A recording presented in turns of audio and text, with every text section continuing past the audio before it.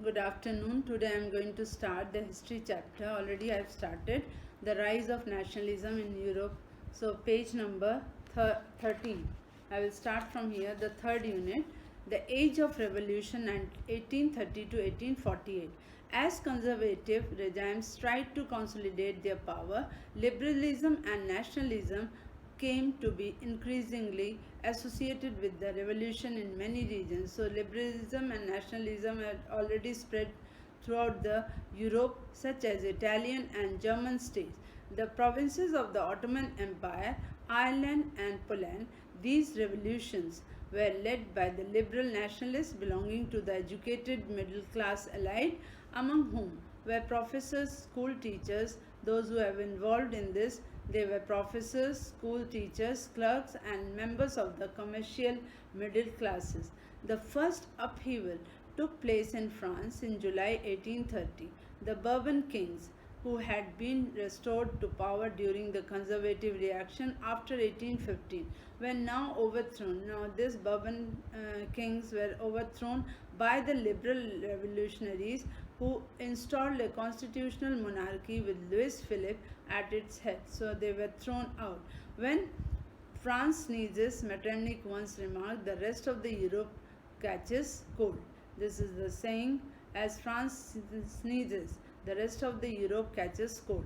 The July Revolution sparked an uprising in Brussels, which led to the Belgium breaking away from the United Kingdom of the Netherlands, an event that mobilized nationalist feelings among the educated elite across Europe was Greek War of Independence. So it had spread now, the Greek War of Independence. Greece had been the part of a Ottoman Empire since the 15th century.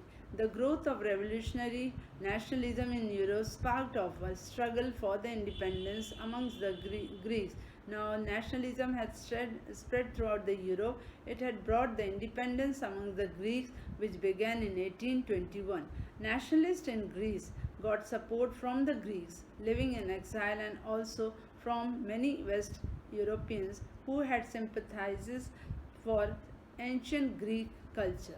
Poets and artists lauded Greece as the cradle of European. Poets and artists, they favored this Greece of the European civilization and mobilized public opinion to support its struggle against a Muslim empire. The English poet Lord Byron organized funds and later went to fight in this war, where he died of fever in 1824. Finally, the Treaty of Constantinople of 1832 recognized Greece as an independent nation. So now the Treaty of Constantinople of 1832, they recognized that Greece had already gained the independent nation. Then the romantic imagination and national feeling. The development of nationalism did not come about only through wars and territorial expansion. So this nationalism, not only for the wars, it had achieved not only due to wars and territorial expansion. Culture played an important role in creating the idea of nation. The culture was there, art and poetry, stories and music. It helped to bring the shape of nationalist feeling. Let us look at the Romanticism culture, a cultural movement which sought to develop a particular form of nationalist sentiments. Romantic artists and poets generally criticized the glorification of the reason and the science and focused instead on emotions, intuitions, the mystical feelings. Their effort was to create a sense of a shared collective heritage, a common cultural past as the basis of nation. Other romantics, such as German philosopher John Gottfried Herder, he claimed that from 1744 to 1803, he claimed that true German culture was to be discovered among the common people. The true German, he thought that true German can be brought among the people, das Volk. It was through folk songs, folk poetry, and folk dances that the true spirit of the nation was popularized. So, collecting and recording these forms of folk culture was essential to the project of nation building. The emphasis on vernacular language and the collection of the local folklore was not just to recover an ancient nationalist spirit but also to carry the modern nationalist message to large audiences who were mostly illiterate. So it brought among the modern nationalist message also. This was especially so in the case of Poland, which had been partitioned at the end of the and 18th century by the great powers Russia, Prussia, and Austria. They three all joined and it became the great powers, even though Poland no longer existed as an independent territory. National feelings were kept alive through music and language. Karol Kurpinski, for example, celebrated the national struggle through his operas and music. So this was one of the example. Karol Kurpinski, he just showed this national struggle by his operas and music, turning folk dances like the polonaise and the mazurka into the nationalist symbols. Language too played an important role in developing nationalist sentiments. Underline this, language also helped a great role for developing nationalist sentiments. After Russian occupation, the Polish language was forced out of the schools, no more Polish language, and the Russian language was imposed everywhere. So they favor only the Russian language. In 1831, an armed rebellion against Russian rule took place, which was ultimately crushed. Following this, many members of the clergy in Poland began to use the language as a weapon of national resistance. So many of the members of clergy, they used the Poland to bring the national resistance. Polish was used for church gatherings and all the religious instruction. As a result, a large number of priests and bishops were put into the jail or sent to the Siberia by the Russian authorities, and they got a punishment for their refusal to preach in Russia. The use of Polish came to be seen as a symbol of the struggle against the Russian dominance. So Polish also became the more popular to bring against the nationalist Russian dominance. Hunger, hardship, and popular revolt. The 1830s. Now in box whatever on page number 15 it's given the box 1. You have to go through it and learn it, whatever it's given in the box 1 on page number 51. Hunger, hardship, and popular revolt.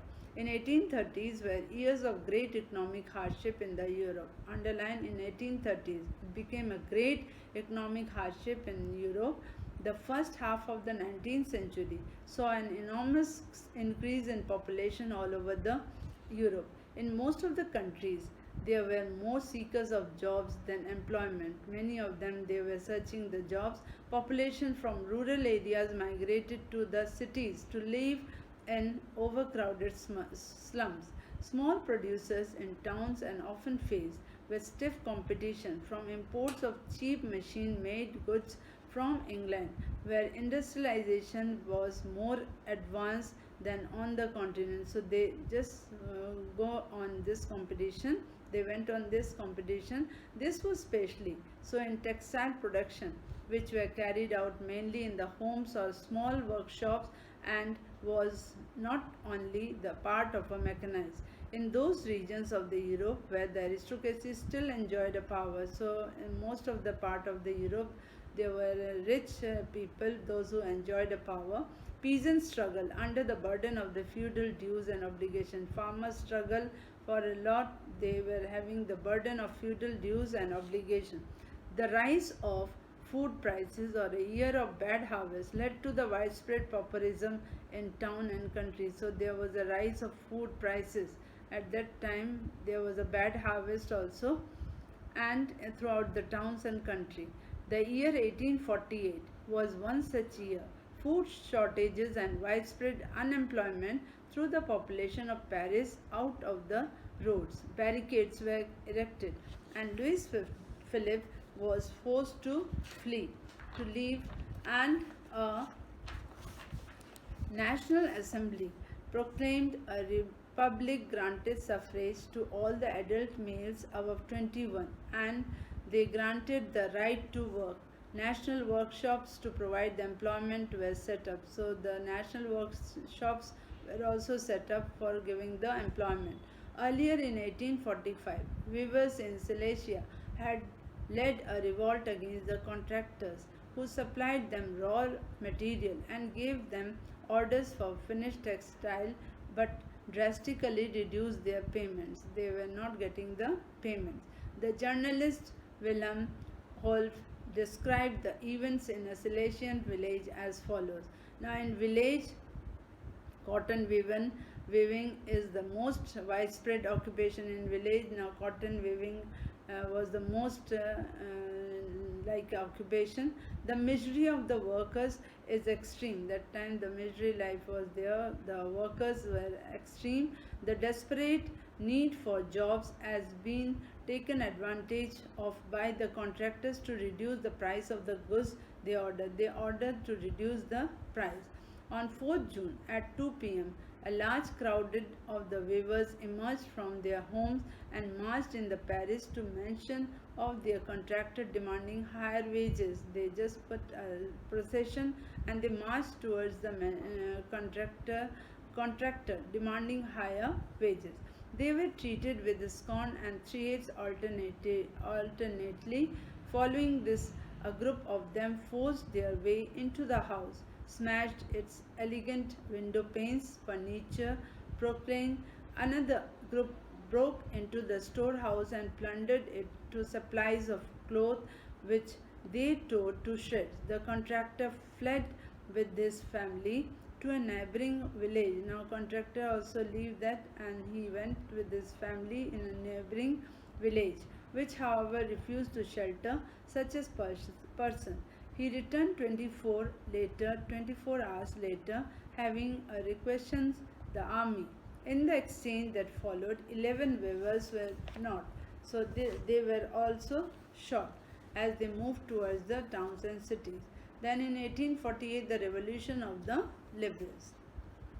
Parallel to the revolution, parallel to the revolts of the poor, unemployed and starving peasants and workers in many European countries in the year 1848. So they just starved throughout this year, and revolution led by the educated people class was underway.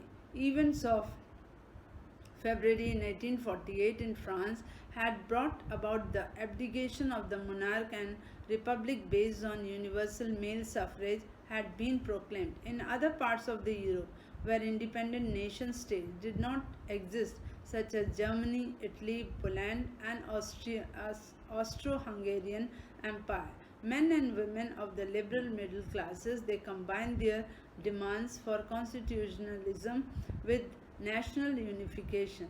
They took advantage of the growing popular unrest to push their demands for the creation of the nation state on parliamentary principles, and that was a constitution, freedom of the press and freedom of the association. In German regions, a large number of political associations whose members were middle class professionals, businessmen and prosperous artisans, they came together in the city of Frankfurt and decided to vote for all the German National Assembly.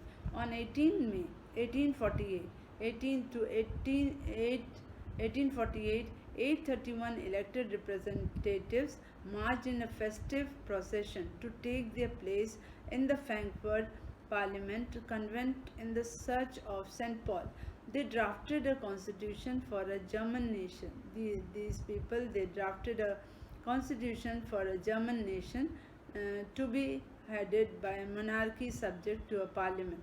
When the deputies offered the crown on these terms to Frederick William IV, King of Prussia, he rejected it and joined other monarchs to oppose the elected assembly.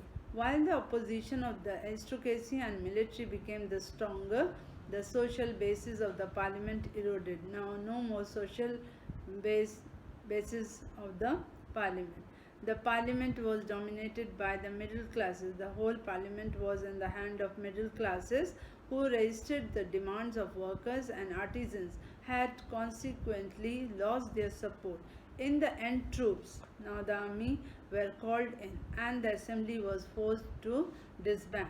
The issue of the extending political rights to women was a controversial one within the liberal movement, in which large number of women had participated actively over the years.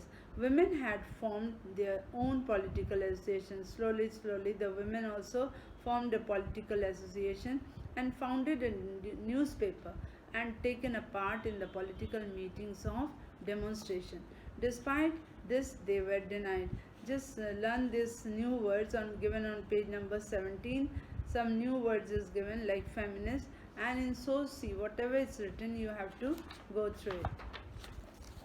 Then here it's written suffrage rights during the election of the assembly when the Frankfurt Parliament convened in Church of St. Paul. Women were admitted, only observers to stand in the visitors gallery. Women were asked to observe from the visitors gallery, though conservative forces were able to suppress liberal movements in 1848. They could not restore the old order. Monarchs were beginning to realize that the cycles of revolution and repression could only be ended by granting concessions to the liberal nationalist revolutionaries. Hence, in the year of 1848, the autocratic monarchies of Central and Eastern Europe, they began to introduce the changes that had already taken place in the Western Europe before 1815. So they brought a lot of changes. Thus, serfdom and bonded labor, they were abolished both in Habsburg dominions and in Russia. No more bonded labor was there. It was already abolished from the Habsburg and in Russia. The Habsburg rulers granted more autonomy to the Hungarians in 1867. So this was all about the socialists and the liberals, whatever they have done in their time in some year. So page number 19, fourth unit I will start tomorrow, the making of the Germany and Italy.